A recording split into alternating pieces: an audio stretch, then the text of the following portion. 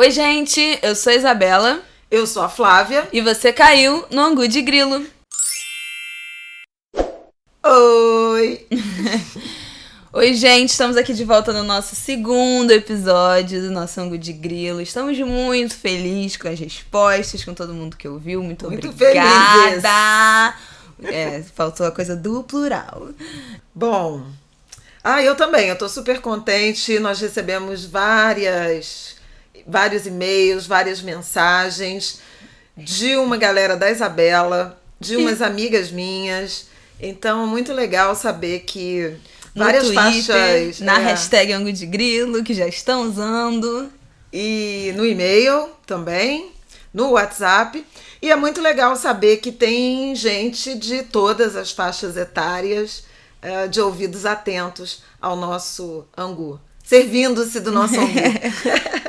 Bom, gente, hoje a gente vai falar sobre Amazônia, vamos falar sobre viagem e vamos falar sobre Bienal e vamos falar sobre uma data comemorativa do dia 5 agora de setembro, que é, eu descobri essa semana, que é o Dia da Raça Brasileira. Uma coisa tanto quanto bizarra que será a pauta, então fique com a gente, não perca, ouve até o final que o papo vai ser bom. Bom, Flávia, Fiquei sem palavras com essa informação do Dia da Raça Brasileira.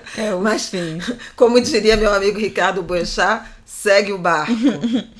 Bom, a gente resolveu falar da Amazônia. Muita gente pediu pra gente falar sobre viagens, sobre as viagens que a gente já fez, principalmente no Brasil. Especificamente pediram pra gente falar sobre viagem no Brasil. E a gente decidiu falar sobre a Amazônia a partir de viagens que a gente fez para a Amazônia. Eu já fui pro Pará. Eu fui pro município de Portel. Eu sei que tem gente que me segue no Instagram que é de Portel. Eu não sei se estarão ouvindo aqui. Eu fui para Portel em 2016 participar de uma pesquisa sobre a migração de mulheres que saem, na verdade, do município de Portel para ir trabalhar e estudar em Macapá e em Belém. Então eu fui com o Lute e com a Carol, cientistas sociais, Lute Guedes, Ana Carolina Lourenço. A gente passou 10 dias num barco em Portel, nos rios, navegando pelos rios Camarapi, Anapu e Acutipereira. A gente parou, entrevistou mais de 200 mulheres de várias comunidades ribeirinhas para estudar esse fluxo migratório. E aí, com o que está acontecendo, né, da Amazônia, Amazônia queimando, os debates que a gente está tendo no meio ambiente, eu lembrei muito de uma professora que eu conversei em um desses rios. Eu até fui procurar meu caderno aqui. Esse barulho é do meu caderno que eu levei para Portel e eu anotei tudo. E essa professora chama Karina. Eu não tenho anotado qual o rio que eu conversei com ela, mas eu me lembro muito bem que a gente entrou numa das casas. Ela era professora de uma das escolas lá das comunidades ribeirinhas. E ela falou... isso aqui que você tá vendo, porque assim, a gente ficou 10 dias navegando nos rios e só o que você vê é floresta. Floresta, é Amazônia. E aquelas árvores imensas na beira dos rios. E aquilo, assim, é muito visualmente bonito, é incrível. É de uma paz, assim, quando você tá no meio do rio, navegando, e você olha pro lado, só tem floresta, só tem floresta, só tem floresta. Dá a sensação de que realmente só tem floresta. E aí eu conversei, a gente tava conversando sobre a pesquisa e tal, e enfim, sobre tudo. E aí a Karina me falou, e tá anotado exatamente no meu caderno, nas palavras dela, que ela falou que na frente da mata é só a capa. Por dentro só tem campo, sobrevoando o que dá pra ver de fato, mas por dentro tem áreas imensas de campos desmatados. Então, o que a gente via ali navegando pelos rios e parando nas comunidades ribeirinhas era como se fosse só realmente a capa do que realmente estava por trás. E aí ela falou que... Gente, eu tenho as aspas. Hoje em dia, a retirada ilegal deu uma freada porque tem fiscalização em Portel. Hoje em dia, em 2016. Isso é gol do Flamengo, vocês estão ouvindo no fundo. A gente grava em casa, então a gente tá exposto a isso. Nossos estúdios lamentável. E aí ela fala, quando ela chegou lá em Portel em 2001, que ela não era nascida lá, ela via de 2 a 3 balsas por dia passando pelos rios com madeira ilegal. Hoje em dia diminuiu, né? Na época ela falou em 2016, tinha diminuído muito. Ela falava que era muito raro ver alguma balsa muito grande passando com troncos imensos de madeira.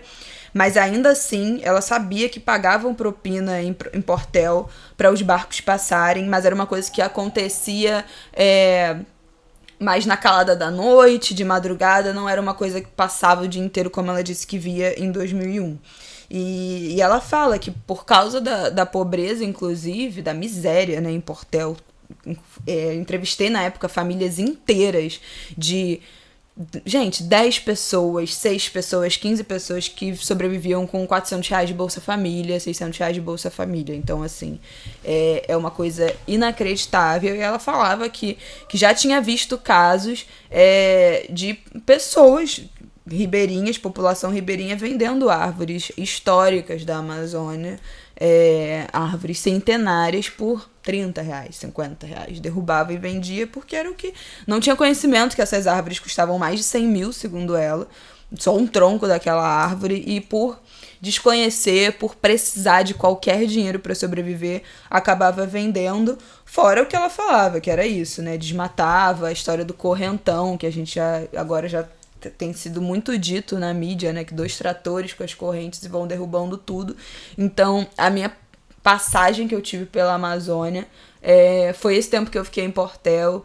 É muito lindo, a floresta é linda, entrar pelo meio da floresta é lindo, mas é tudo uma ilusão, na verdade, porque por dentro, ainda mais no Pará, o Pará é o estado que mais sofreu com desmatamento e mais está sofrendo com queimada nesses últimos meses. Então, a gente sabe que é tudo uma grande mentira, né? Que não essa mata linda, esse grande quintal brasileiro. E aí outra coisa que eu vou falar daqui a pouco, mas, mãe, agora fala da sua experiência. Eu tenho algumas experiências amazônicas que têm a ver basicamente, né, com o trabalho jornalístico, e pelo fato de ser uma jornalista de economia, eu visitei muito instalações que a gente chama de progresso, né? Eu tive em Carajás, em 1995, nas instalações da Vale do Rio Doce, a antiga Vale do Rio Doce. A Vale estava para ser privatizada e levou um grupo de jornalistas para conhecer as instalações. Foi o meu primeiro contato amazônico e eu me lembro que quando eu pousei, a sensação mais impressionante antes da visual foi o contato com o clima. Eu entendi o que era, o que Você nas fica aulas... colando o tempo inteiro, colando, porque é muito, muito úmido, é sufocante, assim. Eu entendi o que nas aulas, né, desde o ensino fundamental, que na minha época não era ensino fundamental, era 1º grau, se chamava de clima quente e úmido, porque é realmente como entrar numa sauna, né? É muita umidade, é muito calor, e chove diariamente. Uhum. Essa coisa da marcação do clima, e hoje se fala muito da Amazônia, dos rios voadores, né? Que é fundamentalmente uma região que nos produz água e distribui e ajuda na distribuição de água para o Brasil e para o planeta. E essa é uma das relevâncias, né, da importância de a floresta ficar de pé, porque ela desequilibra todo um sistema climático e de produção de água, mais do que até a produção de oxigênio. E é por isso que o agronegócio também já saiu em defesa da contenção das queimadas e da preservação da Amazônia, porque muito interessa. Se a Amazônia for desmatada, para de chover. E o Brasil é basicamente irrigado, o agronegócio, por chuva, não tem irrigação artificial. Então eles também precisam da Amazônia e essa semana, inclusive, saíram já em defesa de calma gente, calma aí, vamos resolver, vamos dialogar, porque eles sabem que eles vão ser os primeiros prejudicados e o interesse deles também precisa ser de preservação da floresta, por mais contraditório que pareça. Mas também é de preservação pelo sentido de comercial, de inserção comercial. Sim. Né? Eles sabem que há um risco, e aliás um risco que já está acontecendo, de boicote a produtos brasileiros. Eu tenho escrito e falado muito sobre isso. Boicote a produtos brasileiros, e não necessariamente só os do agronegócio, por comportamento de consumo consciente antes de qualquer tipo de retaliação formal por parte de governos ou blocos econômicos. Isso é um ponto muito importante, porque hoje, especialmente na opinião pública global, você tem um comportamento de consumidor e de pressão de consumo sobre varejistas, sobre indústrias, que é muito relevante, ameaça de boicote por parte do consumidor, e não foi à toa que 18 grupos ligados à produção de moda, de couro, né, acessórios, bolsas, calçados, eles anunciaram suspensão de compras do couro brasileiro em razão dessa relação nefasta da pecuária com a devastação da floresta para plantio de pastos. E a Noruega também, né? Já anunciou que está estudando... Tem uma empresa norueguesa, a maior produtora de salmão do mundo, que botou em observação a soja brasileira, que serve de ração, né, em razão também do aumento da fronteira agrícola. Então tem razões de todo tipo, e ainda que existe sim irrigação no caso do campo, mas quase todo o consumo de água, se eu não estou enganada aqui, o número que eu tenho na cabeça, 70% do consumo de água no Brasil é para a agricultura.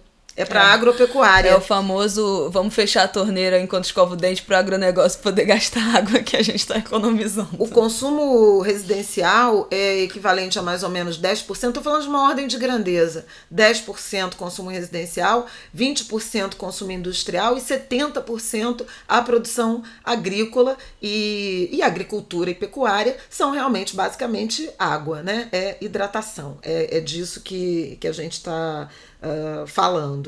Mas, voltando à experiência amazônica, então essa primeira vez foi em Carajás, o complexo de minério da Vale, agora Vale, né? Uma operação industrial muito impressionante, que põe o Brasil também na vanguarda, aí no topo dos produtores e exportadores mundiais de minério de ferro, mas que é uma produção muito impressionante e em larga medida muito agressiva, né? Porque são montanhas que vão se desfazendo em razão da produção de minério de ferro. Isso é no Pará. De lá, a gente saiu e pegou a ferrovia que escoa o minério, que vai do Pará até o Maranhão, para de lá embarcar os navios até São Luís. É uma viagem muito impressionante, né? Por dentro, aquela época, basicamente por dentro de floresta. Depois eu voltei à Amazônia para visitar Urucu, que é a unidade de produção da Petrobras de petróleo leve. Petróleo e acho que gás também. Essa foi uma viagem muito impressionante, porque a gente voou para Manaus, e de Manaus para Urucu era um voo num avião de médio porte, basicamente floresta. Ali deu para ver a dimensão, né, o tamanho da Amazônia, do que a gente chama de Amazônia, porque eram horas, eu não me lembro, acho que talvez 3 horas de viagem, e só aquele tapete verde. Aí você tem a dimensão do tamanho da floresta. Dava para ver a área desmatada? A área que a gente sobrevoou não, ainda era de floresta densa, o Urucu era bem isolado. A floresta já tinha retomado uma coisa de formação no eixo dos oleodutos, né? A gente via assim, uns pontos como se fosse uma pequena clareira, que eram os pontos de medição e de manutenção, mas ela estava coberta de floresta. E mais recentemente, acho que 2014 ou 2013, eu voltei à Amazônia para conhecer Parintins, o Festival Folclórico do Boi. E também foi uma experiência muito impressionante, aí já embarcando por Manaus, de barco, né, uma viagem que era uma espécie de navio, um barco-hotel. Foram 18 horas de travessia, né, até Parintins, que é uma ilha no meio do rio. E ali, por exemplo, Manaus já era visível uma certa degradação ambiental. Casas, esgoto, né? Já uma certa desordem urbana já mais visível. Experiência propriamente com desmatamento ou esse contato com balsas e tal, até pelo eixo de travessia que eu fiz nessas experiências, eles eram muito manjados, né? Eu realmente não tive. Agora, eu vi balsa, eu acho que eu lembro de 1 ou 2 balsas de carregando madeira quando eu tava em Portel. Mas não dá pra saber, né, muito se é ilegal, se não qual é a procedência daquela madeira ali. E chegando perto de Portel tem uma madeireira muito grande, que é como se fosse um galpão imenso assim na beira do rio, que aí você vê troncos e troncos enormes, mas aí eu imagino que seja legalizado, porque, enfim, é imenso, tem letreiro e tal. E é muito assustador o tamanho das árvores, é surreal, assim, é impensável. Então não dá muito pra saber, mas os barcos são gigantescos, as pilhas de madeira são gigantescas. Eu vi um pouco, mas não, né? Você não tem como saber qual é a procedência da parada. Mas assim, eu acho que é visível que o dano, quer dizer, não apenas pelo noticiário, pelas imagens que se vê. Eu sou muito ligada também a movimentos sociais e dialogo com representantes de povos indígenas, em alguma medida também de comunidades quilombolas. Na Amazônia tem um protagonismo maior das comunidades indígenas e de alguns núcleos muito relacionados já ao desenvolvimento sustentável. Então, assim, nesses anos, décadas, né, de jornalismo, eu vejo muito crescentemente uma percepção mais consistente do que significa a produção sustentável, da importância da preservação da floresta. Inclusive, no Boi de Parintins, também já uma mudança de comportamento muito significativa na direção do manejo de resíduos sólidos, de não mais usar penas e plumas de animais, porque havia, né, essa lógica muito imitada, né, também do Carnaval do Rio de Janeiro, que também crescentemente sim, se conscientiza de reciclar, de reaproveitamento de material. Então, são princípios que a gente vê. Contatos mesmo com comunidades indígenas que estão fazendo produções, por exemplo, de peças de arte ou de artesanato, mas usando madeira que cai, né, madeira reaproveitada e não de desmatamento, produções, né, produção do guaraná em várias regiões já mais sustentável. Eu sei que lá afora, a floresta, você tem um problema sério de sustentabilidade com os caroços de açaí, que é uma coisa que o mundo, o Sudeste, está consumindo muito, até por esse apelo de sustentabilidade, mas o que a gente come do açaí é aproximadamente, eu acho que 30% só da fruta. É pouquíssimo.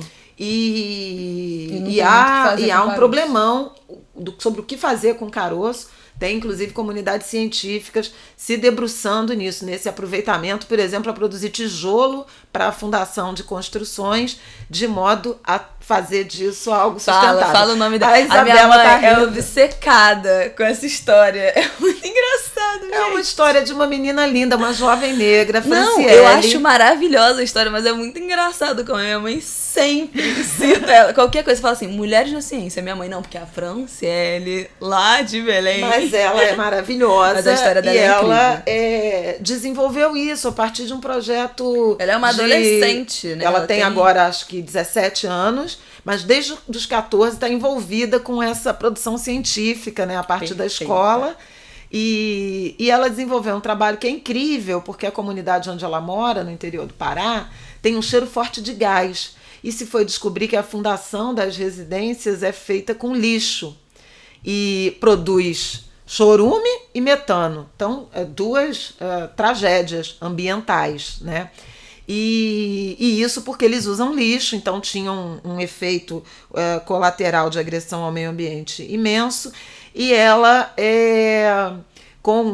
na escola, desenvolveu um projeto de uso do caroço de açaí torrado, virando material para produção de tijolos para substituir o lixo na fundação. Viu? Então, uma jovem cientista negra. E de território. Então, isso é uma coisa importante. Mas eu acho que um dia desses a gente vai falar de mulheres na ciência mais longamente. Por favor, isso é um tema que eu ando interessadíssima. Não sou cientista, mas sou interessada. Eu queria voltar aqui na Amazônia de um tweet que eu li, comentar um tweet que eu li, que eu acho muito importante da gente falar isso quando fala desse assunto. Foi o Orlando Calheiros, @anarcofino, que postou. E ele fala: o ponto a luta pela Amazônia é uma luta pela aliança entre os povos que ali vivem, humanos ou não humanos. A luta pela Amazônia não pode ser reduzida ao simplório salvo verde, que tanto apetece à nossa sensibilidade liberal, pois no fim o que esse povo quer é um jardim. Então, assim, falar de Amazônia, falar de queimada e não falar da população indígena tá um pouco errado, tá faltando assim, tá faltando assunto. Não é só sobre ter uma floresta, não é sobre só a árvore, só o mato, é sobre a preservação do território. Inclusive tem muitas queimadas acontecendo dentro de reservas indígenas. A gente tem um presidente que é abertamente contra as reservas indígenas, a demarcação de terras indígenas e quilombolas, e ele fala isso, falou essa semana, inclusive. Foi, inclusive, um dos temas da campanha dele, falar que tem terra demais para índio no Brasil.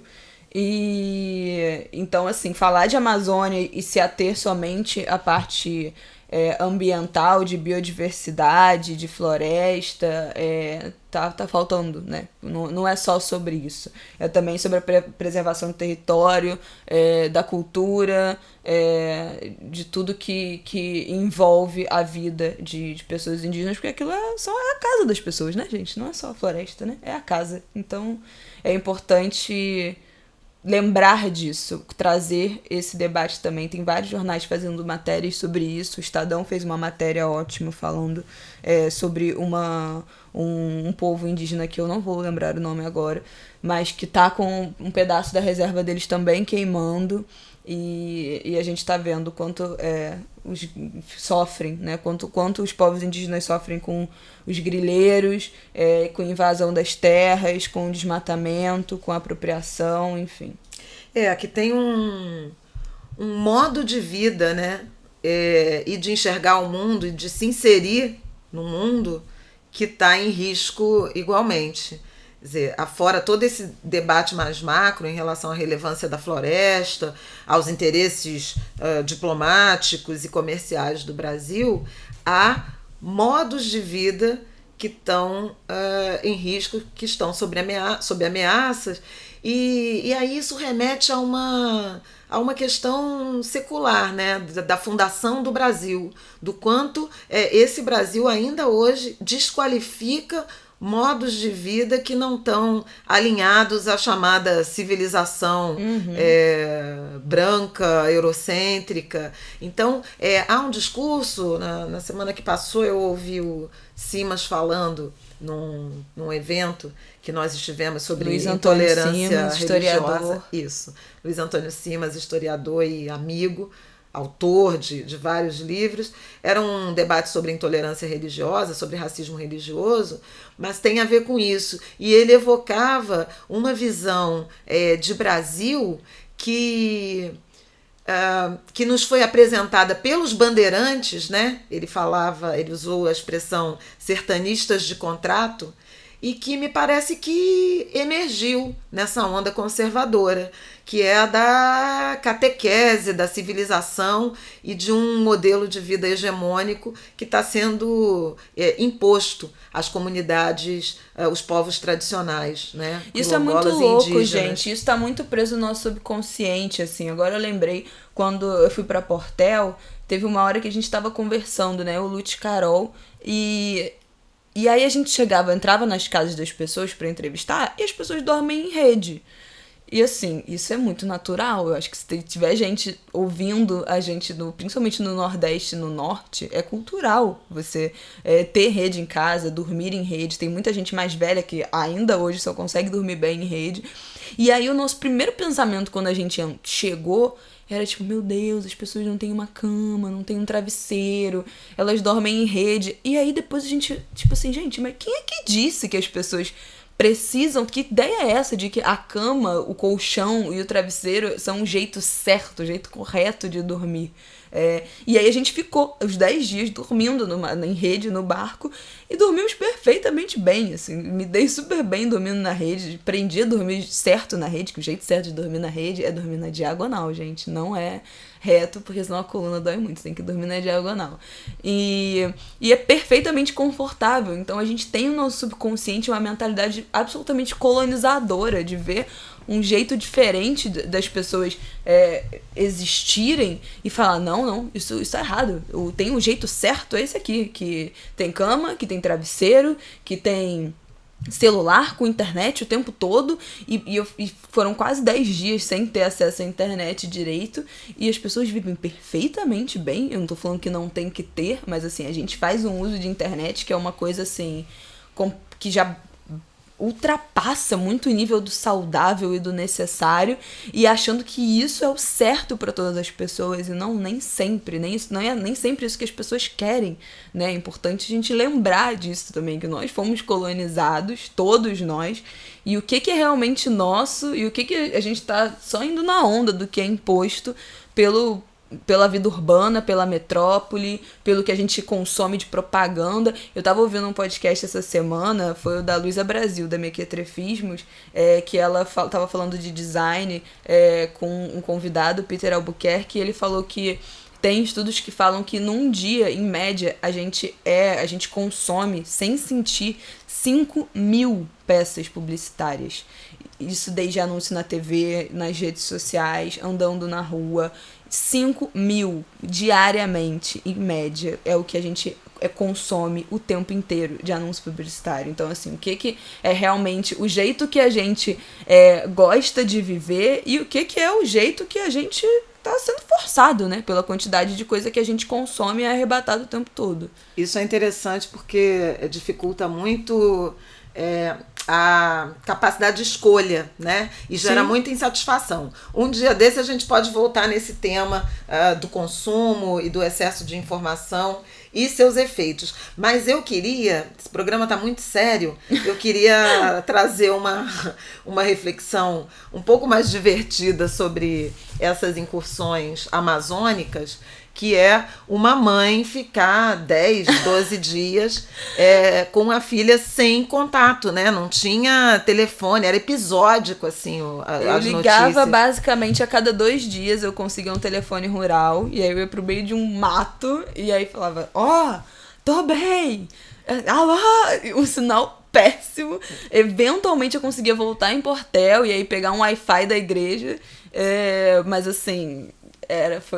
Foi um desprendimento, gente. Foi muito estranho. Foi muito estranho, quer dizer, essa experiência de estar sem contato, sem comunicação e com algum medo deles enfrentarem algum risco, né, por estarem andando e fazendo pesquisa, tratando de um assunto delicado, que era... Definitivamente não foi tranquilo. Né, que era esse êxodo de mulheres, a exploração sexual de mulheres, o sequestro de mulheres para trabalhos forçados. A gente esbarrou nisso. Abuso com 3 de meninas. Histórias de tráfico internacional de mulheres.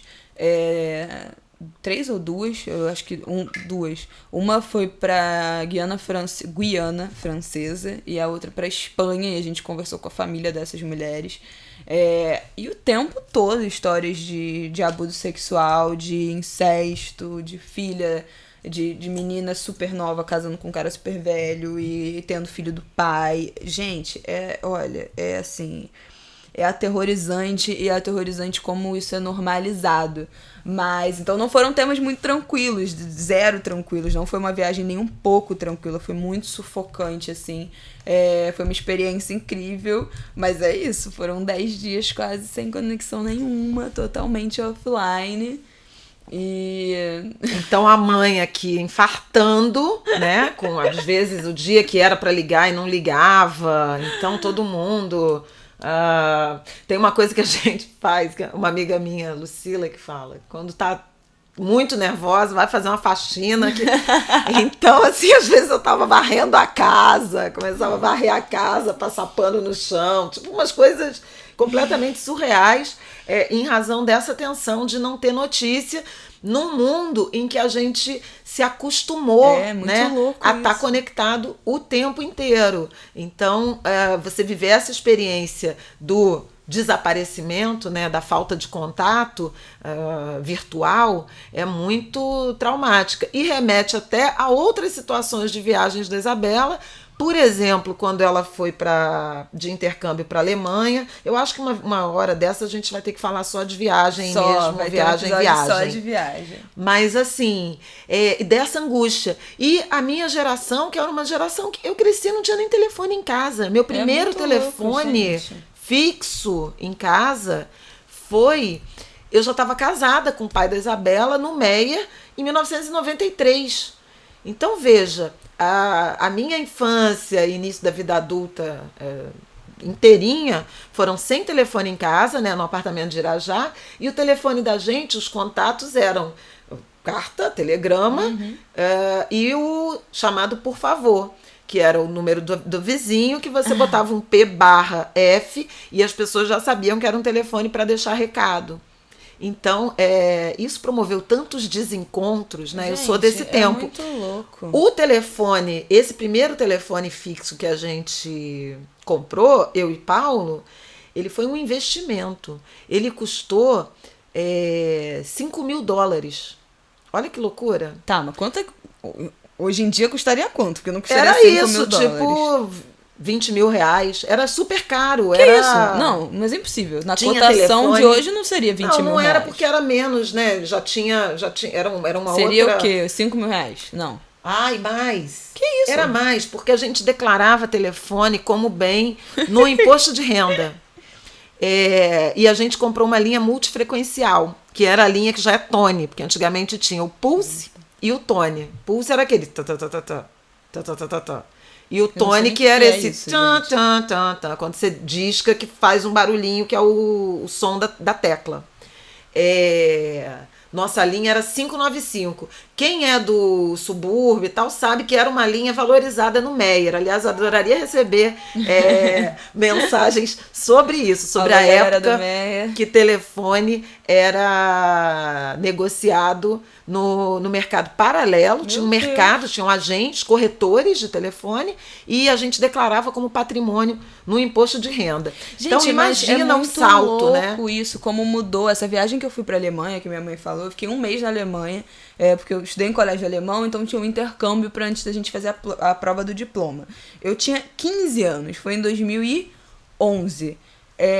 E eu fiquei 1 mês na Alemanha com os meus amigos da escola, tinha alguns professores, mas sem internet, não tinha smartphone, não tinha 3G, não tinha, sabe assim, não tinha nada disso. O que tinha era aquele pendrive 3G, que era pro computador, já tinha Wi-Fi na casa. Eu fiquei 2 semanas na casa de uma família, e já tinha Wi-Fi na casa, mas não tinha celular, não tinha internet na rua. Você saía de casa, ou você tinha um Wi-Fi em algum lugar, ou você não conseguia conectar e falar com ninguém.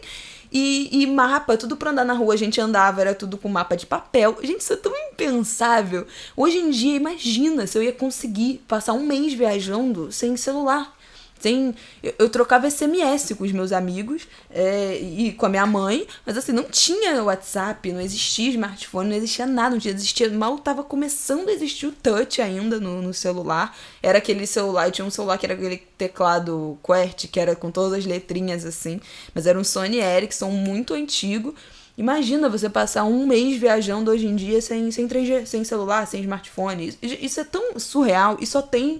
Quantos anos? Tem 8 anos. Tipo assim, tem muito pouco tempo. É muito louco como a gente virou muito dependente de internet, de tecnologia. É muito surreal isso, é muito surreal. Eu fico muito impressionada. Isso é interessante, até a forma como a gente educava, né? Era educado e educa os filhos hoje, Porque a gente tem muito mais controle, né? Parece que não, mas a gente tem muito mais controle. Esse negócio de compartilhar localização agora no WhatsApp, que você fica vendo a pessoa, parece ter um chip na pessoa. Que isso, gente? É praticamente isso. Mas eu acho que a gente deve voltar para fechar o capítulo viagem, porque a gente já tá com o tempo estourado. Tinha uma meta de fazer um programa Ia pouco ser 30 mais... minutos, gente, mas já, enfim. Já estouramos o tempo. Vamos ao Bienal? Vamos, Bienal, mas eu queria falar também dessa história da viagem da Isabela e essas percepções que ela trouxe, porque eu acho que foi o grande contato da Isabela com a desigualdade brasileira. E ela voltou muito impactada com tudo, com desperdício de comida, com oferta de comida, com preço da comida no Rio de Janeiro. Caramba, esse hambúrguer custa o salário de alguém, o quanto as pessoas viviam. Então, assim, viagem também tem esse dom de nos ajudar a construir empatia. Viagem e leitura, né? A convivência com o diverso, com o diferente, ela nos agrega muito, nos ensina muito e nos traz muita percepção de empatia. Com esse comentário filosófico, romântico. Criou um gancho aí, não sei se vocês perceberam, um gancho. Vamos para o próximo tema. Muito rapidamente, mas a gente está na semana derradeira, né, da Bienal. A Bienal começou na sexta-feira, dia 30, Bienal do Livro do Rio de Janeiro. É um dos eventos literários, se não o mais importante do mercado editorial brasileiro. É engraçado porque eu converso com gente que organiza e participa, e tem dois eventos que são assim meio que icônicos, né, no mercado editorial. A Bienal do Rio, a Bienal de São Paulo não tem a mesma repercussão, o mesmo impacto, e o outro é a Festa Literária de Paraty, a Flip. Então, o Rio tem uma vocação de caixa de ressonância. Eu acho que a partir tanto das experiências da Bienal quanto da Flip, você tem uma avalanche de festas, de feiras literárias, Brasil afora, inclusive em cidades médias.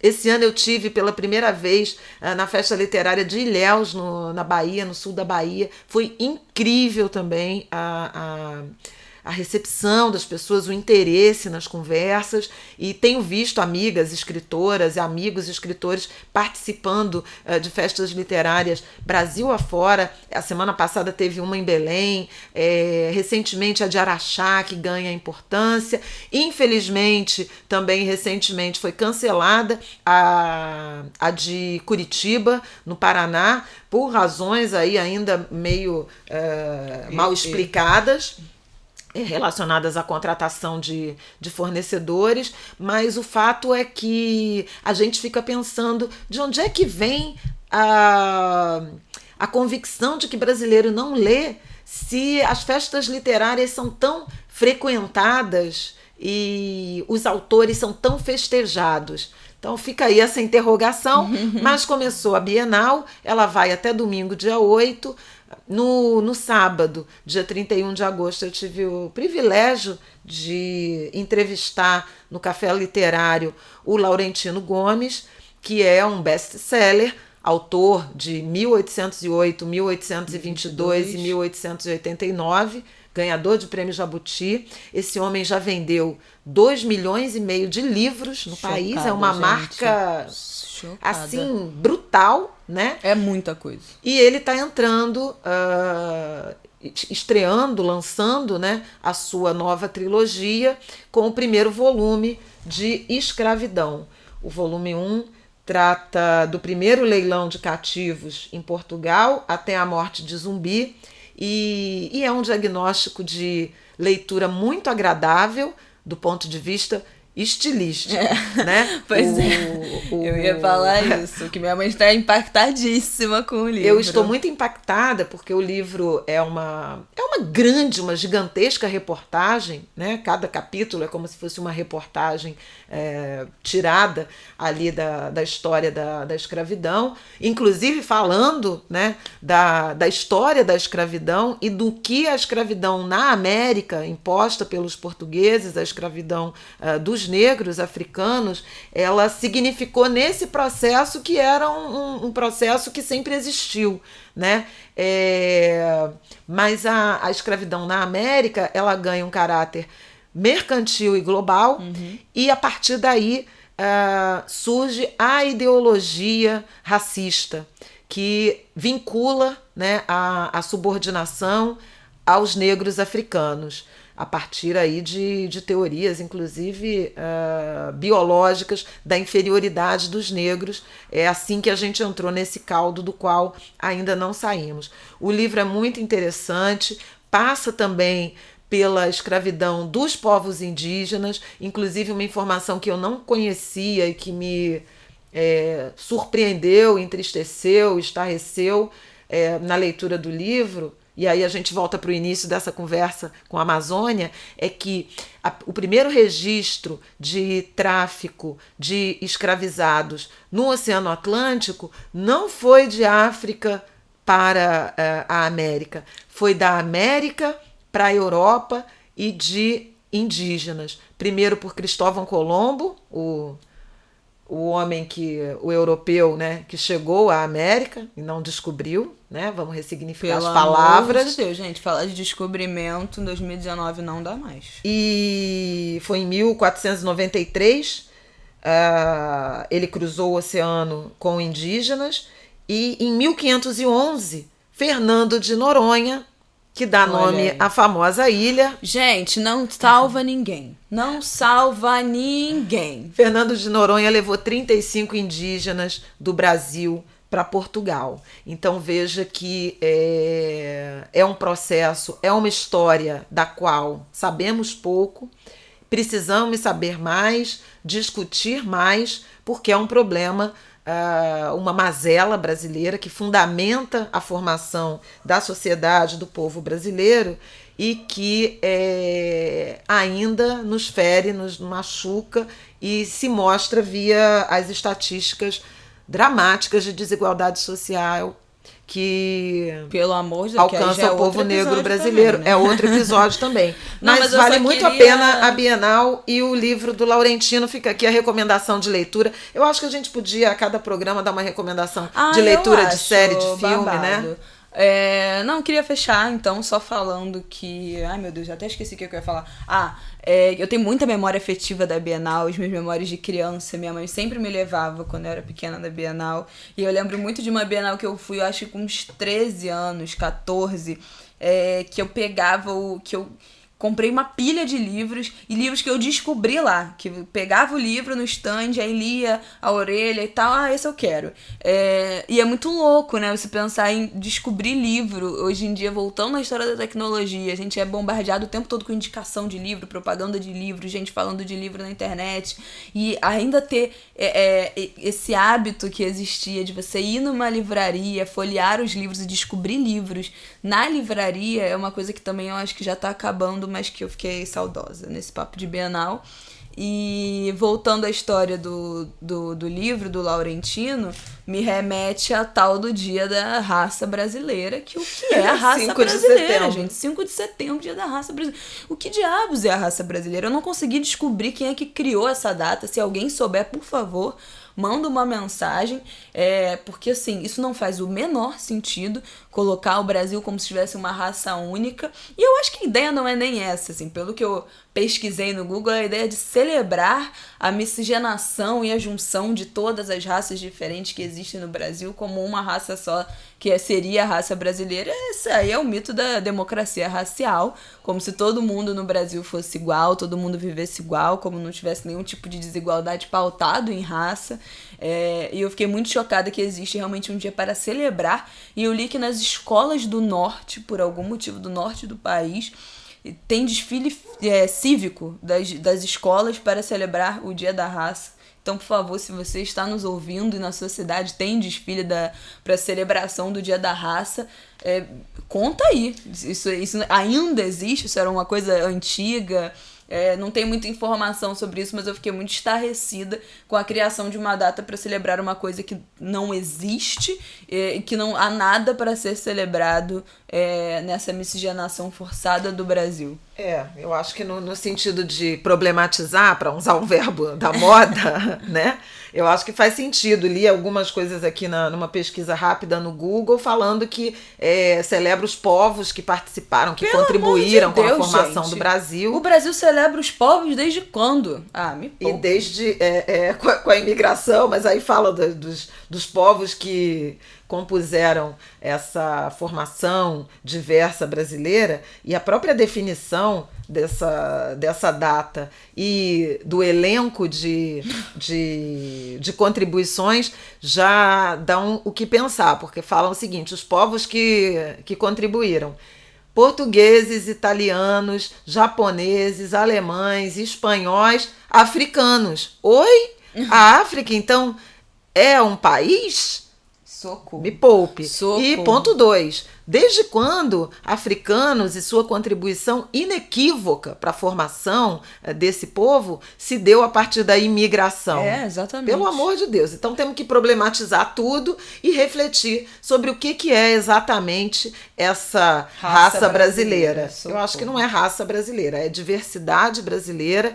Ela precisa ser festejada e identificada como potência, né? Como vigor, e não como fraqueza, e não como algo a ser depreciado. E isso nos foi ensinado durante muito tempo, né? A mestiçagem, ora como uma celebração, ora, mas na maior parte das vezes, como uma mazela a ser combatida, e por isso uma ideologia expressa em ações políticas para estimular a imigração de população branca no intuito de embranquecer o Brasil, que, no entanto, neste ano da graça de 2019... Não deu certo! Falharam miseravelmente. Crescentemente se enegrece, né? A proporção da população brasileira que se autodeclara preta e parda, ela é crescente a cada nova pesquisa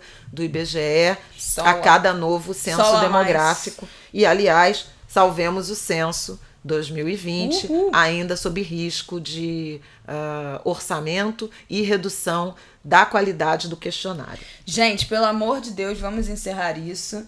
Queria mandar... comentar algumas das mensagens que mandaram rapidamente. Queria mandar um beijo para Claudiana Pinheiro, que foi nosso primeiro e-mail, e mandou foto dela com a filha. As duas acompanham a gente, a Claudiana e a Ana, de 20 anos. Então, assim, perfeitas. Eu amo quando mãe e filha nos acompanham. A nossa relação de mãe e filha. Um beijo para as duas.